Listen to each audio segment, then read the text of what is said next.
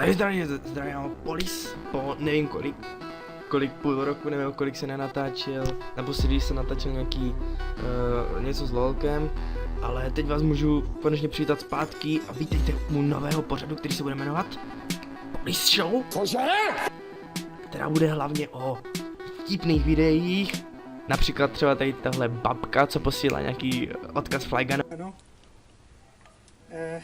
Jmenuje se Fligun. Ano. Takže...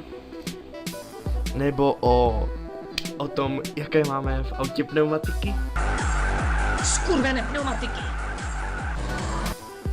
A nebo taky o tom, jak dokáže někdo pokurvit moje jméno.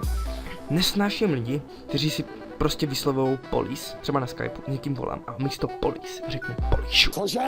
K tomu mám chuť vzít, tady nevím, nějaký pero nebo co to tady mám a rozjebat mu ksít a vyrvat mu všechny zuby, prostě Poliš. Jak to může někdo tak pokurvit, to jsou nějaký Polák, nějaký hráč do prdele, co tam sere tanky. Ty vole, tanky, třeba tady tenhle obrázek mě docela z World of Tanks, jsem se u něho zasmál. Dále mě serou lidi, kteří říkají, že jsem polis a že jsem nějaká ty vole policie, nebo já nevím prostě. Já nevím. Nevymýšlel jsem to podle policie, já jsem to vymýšlel prostě tehdy, mě to tak napadlo, no. Já ani ne, že prostě že mě to napadlo, ale prostě nechápu to.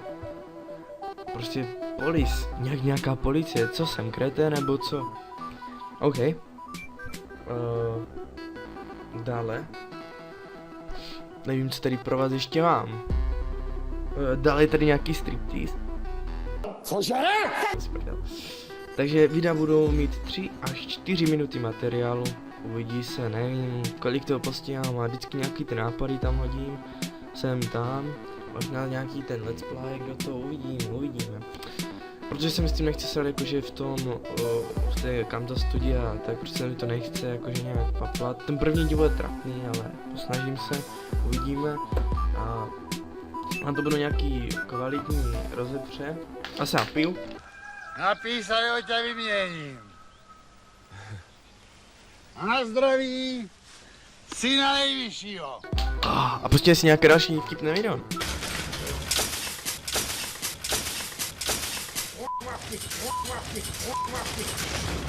Znovu nikdo třeba tady bude. Ještě toho, kurva. Jedeme dál, jedeme na Petrský náměstí. Tak, jedem dál, máte poslední život, jedeme na Petrský náměstí, pěkně to sviští. A dále tady máme parodie. Samozřejmě některé parodie jsem se koukl. Třeba fakt vtipná je Johnny Čechyš parodie, si tak vám pošlu. V popisku videa budou odkazy na Johnny Čechyš a tady máte ukázku. Rozumíš? A pane, podíval jste se ráno do zrcadla, pane? Proč bych se tam měl dívat, ty kriple? Protože uvidíš prasečí pak ty hnusná tlustá svině. Co jste?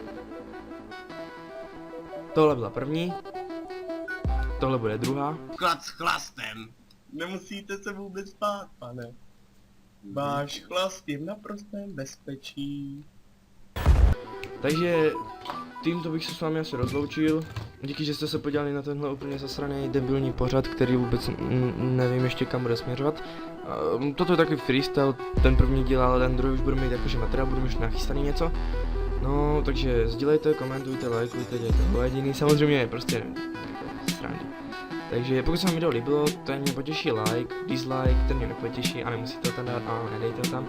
A napište do komentáře, co se vám nelíbilo, nebo co bych tam ještě přidal a díky moc, takže zarec.